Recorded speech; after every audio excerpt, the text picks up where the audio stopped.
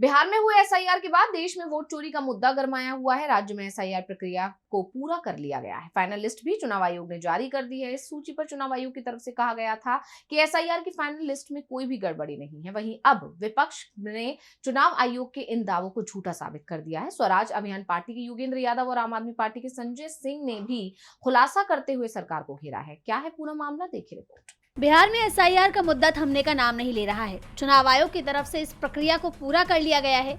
आयोग की तरफ से एसआईआर वेरिफिकेशन को प्योरिफिकेशन करार दिया गया है। वहीं अब स्वराज अभियान पार्टी के प्रमुख योगेंद्र यादव और आम आदमी पार्टी के सांसद संजय सिंह ने एसआईआर को लेकर सरकार के खिलाफ मोर्चा खोल दिया। योगेंद्र यादव ने एसआईआर प्रक्रिया की आलोचना की है। उन्होंने कहा है कि प्रक्रिया 3 प्रमुख मानकों पर विफल रही: पूर्णता, समानता और सटीकता। सुनिए। वोटर लिस्ट को ऑडिट करने में 3 चीजें देखी जाती हैं: कंप्लीटनेस, इक्विटी, एक्यूरेसी।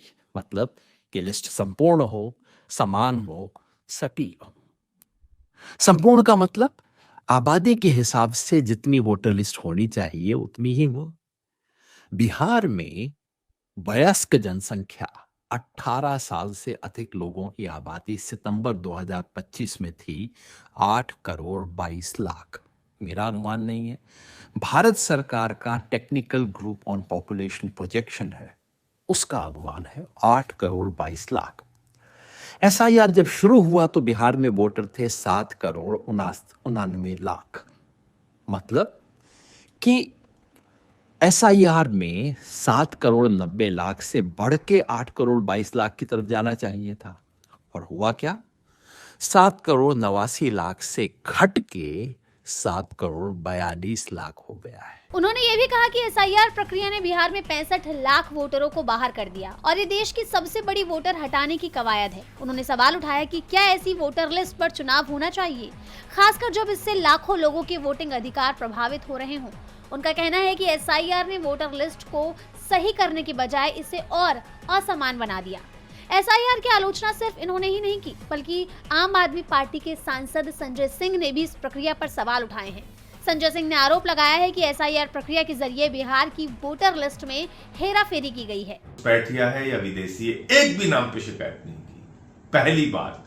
दूसरी बात, जब अभी जो ये voter list, final voter list आई है, जिसके बाद अज्ञानेश कुमार जी के मुंह में ताला लग गया है, उनके मुंह से आवाज नहीं निकल रही है। पता है आपको कितने विदेशी नागरिक मिले पूरे बिहार के अंदर? 315।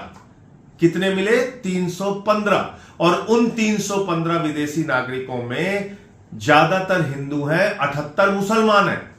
78 मुसलमान पकड़ने के लिए आपने 8 करोड़ मतदाताओं को परेशान किया, एसआईआर का हवा खड़ा किया और विदेशी आ गए, घुसपैठिए आ गए, एकदम से हम पूरा परिवर्तन कर देंगे एसआईआर के जरिए। यह दावा कौन कर रहा था? अज्ञानेश कुमार जी कर रहे थे। इसलिए उनकी मूर्खता और अज्ञानता पर मुझे हंसी आती है। हालांकि वो बहुत चालाक आदमी है, ये अज्ञानता में वो कुछ नहीं कर रहे थे। वो दरअसल जो कुछ भी कर रहे थे मोदी जी के इशारे पर कर रहे थे, भारतीय जनता पार्टी के कहने पर कर रहे थे। और क्या खेल किया है इस फाइनल लिस्ट में, वो भी आप समझ लीजिए। 5 लाख डुप्लीकेट वोट हैं बिहार में।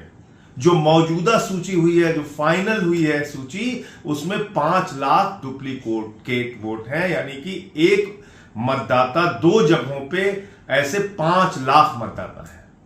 एक मतदाता 2 जगहों पे, जिनका एड्रेस सेम है, पता सब कुछ एक जैसा है, नाम एक जैसा है, सब कुछ एक जैसा है, ऐसे 5 लाख मतदाता है।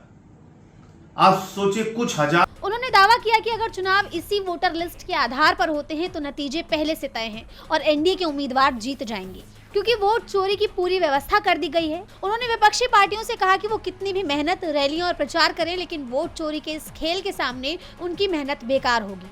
डीबी लाइव की रिपोर्ट।